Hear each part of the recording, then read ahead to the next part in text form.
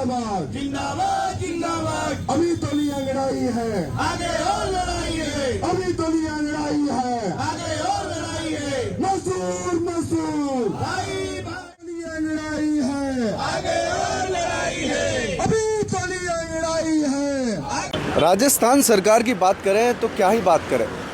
सरकारें होती हैं आमजन की भलाई के लिए, कर्मचारियों की भलाई के लिए, कर्मचारियों की सुरक्षा के लिए। लेकिन 42 से 44 डिग्री के तापमान में अगर आपकी बातों को मनवाने के लिए धरना देना पड़े, वो भी एक दिन नहीं, 2 दिन नहीं, 10 दिन से लगातार भारतीय परिवहन मजदूर संघ यानी कि रोडवेज कर्मचारी जो हैं धरने पर बैठे हुए हैं, लेकिन सरकार अभी तक बात नहीं सुन रही है। ना ही बात सुनी है, ना ही कोई सरकार का नुमाइंदा इनके पास पहुंचा है। ये अभी भी धरना दे रहे हैं। मेरे पीछे आप देख सकते हैं कि 10 दिन से लगातार डटे हुए हैं। मैं उन्हीं से जानूंगा कि क्या बात हुई है, कोई आया है या सरकार की तरफ से नहीं आया है, क्या चीज़ें हुई हैं अभी तक। जी, क्या नाम है आपका? दीपक सिंह रावत, प्रदेश उपाध्यक्ष परिवहन फेडरेशन से हूँ। अभी ये हमारे पहले 14 सूत्री मांग के लिए जो समझौता हुआ था यातायात मंत्री उप मुख्यमंत्री प्रेमचंद जी बेरवा साहब के वहाँ पे, जब हमारे रोडवेज के अधिकारी भी वहाँ उपलब्ध रहे थे उनसे, तो उन्होंने निर्देश दिए थे कि इनकी जो जायज़ समस्याएं हैं, 14 सूत्री मांग था कि उन पे आप जायज़ जो भी हो आप इनकी ओर संज्ञान लेकर आप समाधान करिए। लेकिन आज दिनांक तक उस पर कोई संज्ञान लिया नहीं गया है।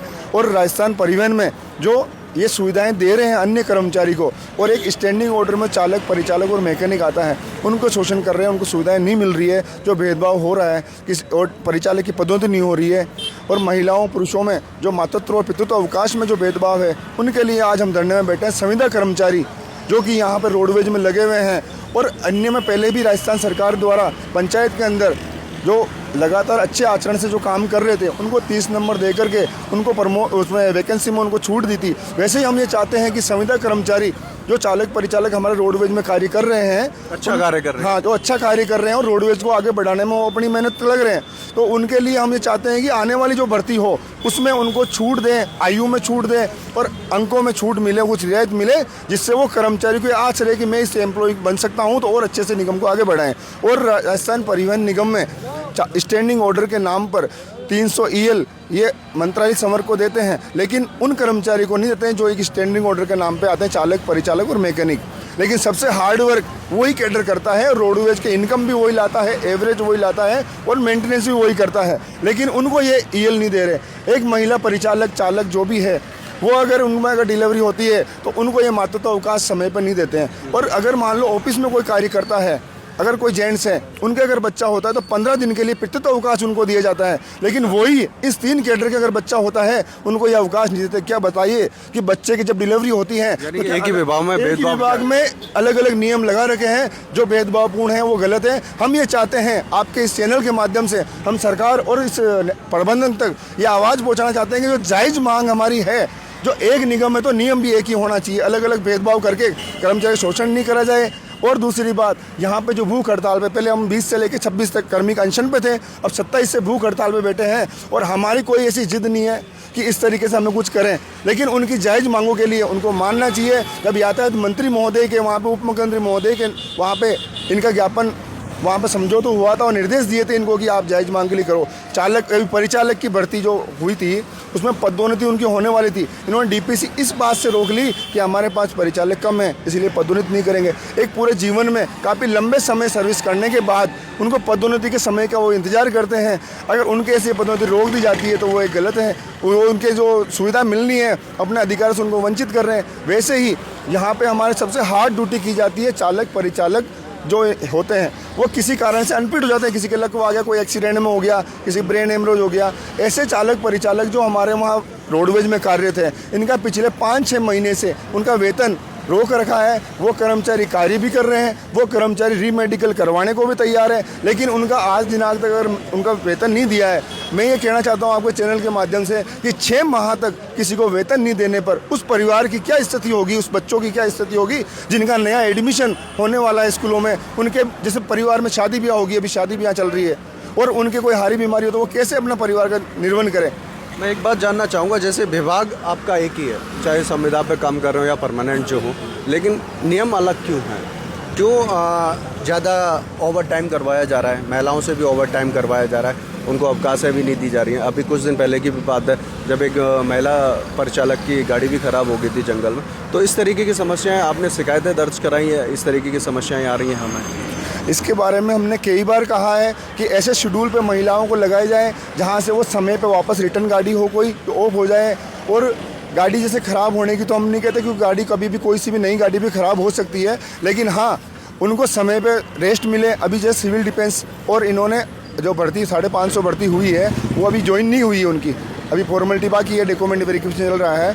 लेकिन संविदा पे ये जो ले रहे हैं बस सारथी और सिविल डिफेंस के उन कर्मचारियों को अगर ये भर्ती और कर लें, जब तक नई भर्ती नहीं हो, हम तो नई भर्ती की मांग करते हैं कि नई भर्ती हो रोडवेज में, लेकिन अगर उनके इस हिसाब से भर्ती कर ले कि उनको अवकाश समय पे मिल जाए तो उनको रेस्ट मिल सकता है, जिससे कि ये जो अनफिट हो रहे हैं मानसिक रूप से और ज़्यादा वर्क के ओवरलोड से, तो उनको रिलीफ मिल सकती है। मैं आपके चैनल के माध्यम से कहता हूँ कि अगर उनको समय रहते, अगर इस अनुपात में सिविल डिफेंस और बस सारथी ले लेवे या नई भर्ती कर लेवे तो चालक परिचालक को समय पर रेस्ट मिल सकता है, जिससे काफ़ी हद तक वो निगम हित में अच्छे से खुश हो काम। आप जब भाषण दे रहे थे तब आप भ्रष्टाचार की बात कर रहे थे। जो उच्च अधिकारी हैं पैसे लेकर के हितों को, अपने हितों को साधते हैं और दूसरों हितों का कर्मचारियों के लिए बात करते हैं, तो उसका क्या है? नहीं, उसमें ये था कि यूनियन द्वारा कांग्रेस सरकार के समय में अनुबंधित गाड़ियाँ ली गई थी, अलग अलग जो कैटेगरी की थी, स्लीपर ही, ब्लू लाइन ही, 2x2 है, 3x2 है। तो उसके अंदर इन्होंने ज़्यादा एक्स्ट्रा अलग अलग जो अपने रोडवेज में डिपो में ली थी गाड़ियाँ, उनमें ही अंतर था। एक ही मॉडल, एक ही बस, एक ही चेचिस, एक ही तरह की गाड़ी है, सीटी भी वही है, कैपेसिटी सीटिंग कैपेसिटी। उसके बाद भी उनमें जो टेंडर के हुआ था उनमें दोनों का डिफरेंस था, उससे रोडवेज को नुकसान हुआ है। हमें किसी व्यक्ति विशेष से कोई द्वेषता नहीं है, लेकिन ये है कि उसमें जो भ्रष्टाचार हुआ है उसका इसकी जांच करनी चाहिए। और कांग्रेस सरकार चली गई, अब बीजेपी सरकार आई है और हमारे प्रबंधन भी चेंज होते रहते हैं, हमारा आईएएस लगते हैं एमडी साहब, लेकिन हम ये चाहते हैं कि अगर ईमानदार कोई अधिकारी है या कोई भी यूनियन बात उठा रही है तो उसकी जांच करें। अगर जो गाड़ी है वो कम दरों में लगने को तैयार है, उसमें ज़्यादा में लगाई और लगाने के बाद अगर कोई जांच ही करे तो उसमें जांच करके रिपोर्ट प्रस्तुत कर दे भाई कि इसमें भ्रष्टाचार हुआ या नहीं हुआ। उसके लिए हम कहना चाह रहे थे, जिससे कि रोडवेज को ही जो घाटा हो रहा है उन्हीं बसों के कारण वो घाटा रुक जाए। तो जिस तरीके से आपने बात की कि भ्रष्टाचार भी हो रहा है और जो टारगेट की आप जो बात करते हैं कि इनकम का भी टारगेट दिया जाता है, टाइम का भी टारगेट दिया जाता है, जिस वजह से एक्सीडेंट की भी संभावनाएं काफ़ी बढ़ जाती हैं। नहीं, ऐसा नहीं है। हमारे जो रोडवेज में अनुबंधित के जो चालक आ रहे हैं उनकी तो मैं कोई कहता नहीं हूँ, अनुबंधित गाड़ियों की भी नहीं कहता मैं, बस सारथी की। लेकिन रोडवेज में जो चालक और परिचालक जो लगते हैं वो पूरी निष्ठा से करते हैं। रोडवेज के चालक इतने निपुण और अनुभवी होते हैं कि काफ़ी हद तक, यानी 0 पॉइंट मान लो, हमारी रोडवेज को काफ़ी समय पहले लगातार हर साल काफ़ी समय से लगातार ओवर टाइम करवाया जाएगा अगर टारगेट दिया जाएगा। नहीं, हमारे रोडवेज में काफ़ी लंबे समय से ये एक्सीडेंट के अंदर ऑल इंडिया में टॉप पे हमें इनाम मिल रहा है। लेकिन इसमें क्या हो रहा है कि समय पे उनको रेस्ट नहीं मिलता है, तो मेंटली टेंशन रहती है, नींद पूरी नहीं हो पाती, एक्स्ट्रा उनसे गाड़ियाँ चलाई जाती है या फिर उनको रेस्ट नहीं मिलता है, या कोई बीमार है, गंभीर बीमारी, उनको अवकाश नहीं मिलता है, तो उससे कुछ संभावनाएं बढ़ सकती है टारगेट की। लेकिन ये ज़रूर है कि समय पे पहुंचाना और सुरक्षित पहुंचाना ये रोडवेज का हमारा दायित्व है और हम हमेशा इसके लिए प्रयासरत हैं कि इस पैसेंजर को सेफ और सही समय पे पहुंचाएं। लेकिन इसमें ये हो रहा है कि जैसे अभी क्या टीटी शीट बनाते हैं हर साल, हर मार्ग का, ये उनका अवलोकन नहीं करते हैं और उससे पहले ही स्टीयरिंग ड्यूटी में इनको कम ज़्यादा कर देते हैं, इतने घंटे में गाड़ी पहुंच जाएगी। लेकिन आप जानते हो कई बार ट्रैफिक होता है, कई बार लंबे रूट पे फिजिकली चेक नहीं करते, सर्वे करवा के अगर उसके इस अकॉर्डिंग टीटी शीट बनाई जाए तो एक्सीडेंट और भी कम हो सकते हैं और उनको समय पर रेस्ट दें तो कर्मचारी जो चालक है और रेस्ट करने के बाद फ्रेश गाड़ी अच्छी चला सकता है। तो मैं यही कहता हूँ कि और आदमी भर्ती करें और या फिर उनको रेस्ट समय पर मिले तो अच्छा हो सकता है। अभी सरकार से हाल फिलहाल में आपकी कोई बात हुई है? अभी सरकार से हमारी कोई ऐसी बात नहीं हुई है। नुमाइंदा आया? नहीं, अभी तक कोई आया नहीं है, लेकिन हमारी वहाँ पे ज्ञापन दिया हुआ है राज्यपाल महोदय को और मुख्यमंत्री महोदय को दिया हुआ है ज्ञापन, और हमारे राष्ट्रीय पदाधिकारी भी यहाँ प्रदेश अध्यक्ष जो परिवहन ऑल इंडिया के हैं वो भी आए थे। तो बात जब भी होगी, हम प्रयास कर रहे हैं कि ऐसा हो तो हम सकारात्मक जो भी होगा रोडवेज हित में हम करेंगे। ऐसा क्या लगता है कार्रवाई होगी कुछ? अब जो हम बैठे हैं उसके हिसाब से देखो, यूनियन संगठन, हम श्रमिक संगठन है, जो कार्रवाई कुछ हो या नहीं हो, हम तो ये चाहते हैं कर्मचारी और उद्योग के लिए जब भी जरूरत पड़ेगी हम धरने प्रदर्शन और जो भी हमसे संभव होगा हम करेंगे, और रोडवेज के कर्मचारियों को शोषण मुक्त करवाने के लिए हम हर संभव प्रयास करेंगे। सरकार से कितने लोग जो हैं भूख हड़ताल पर हैं, आमरण अनशन पर हैं, अभी अनशन पर चल रहे हैं, बैठे हुए हैं। एक अभी सिविल लाइन्स के विधायक थे गोपाल शर्मा जी भी आए हुए थे, उन्होंने भी आश्वासन दिया था कि जो भी सरकार से बन पाएगा वो करेंगे, लेकिन फिर भी क्या हुआ, डाके 3 पात? नहीं, ऐसा नहीं है। हम तो देखो हमारे जो निश्चित नियत जो कर रखा हमने, निश्चित भाई इतने हमारे कार्यक्रम लेना है, हम कर रहे हैं। गोपाल जी जो शर्मा जी विधायक महोदय आए थे, उन्होंने भी अच्छा, उन्होंने सकारात्मक दिया है, वो भी सरकार के प्रतिनिधि है।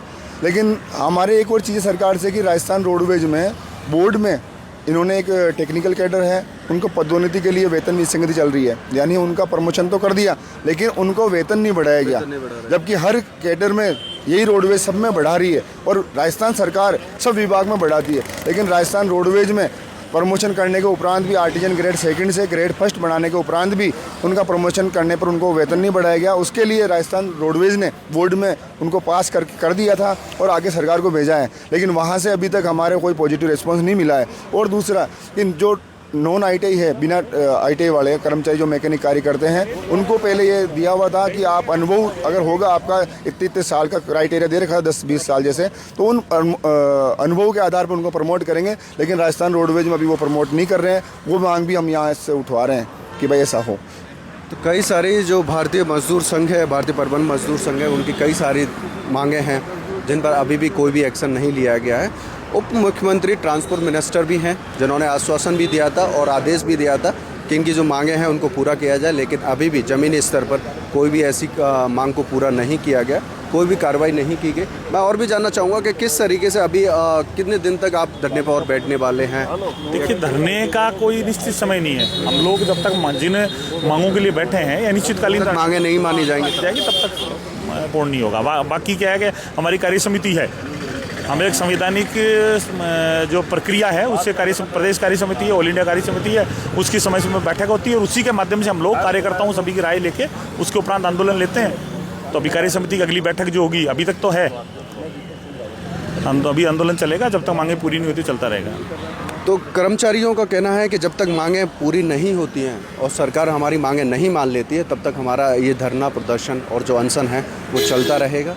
सरकार के पास जो प्रस्ताव दिया गया था 14 मांगों को लेकर के, उन पर अभी तक कोई भी कार्रवाई नहीं हुई है और इनकी जायज़ भी मांगे हैं। ओवर टाइम करवाया जाना, वेतन में विसंगतियाँ, एक ही विभाग में काम करने वाले जो कर्मचारी हैं उनके लिए अलग अलग नियम भी सेट किए गए। तो इस तरह की विसंगतियाँ अगर एक ही विभाग में पाई जाएंगी तो कर्मचारियों को जो होता है, मनोबल जो होता है, वो टूटता भी। सरकार को इस पर ध्यान देना चाहिए। मेरे सहयोगी दीपेंद्र के साथ मैं राहुल शर्मा, देखते रहिए द खटारा।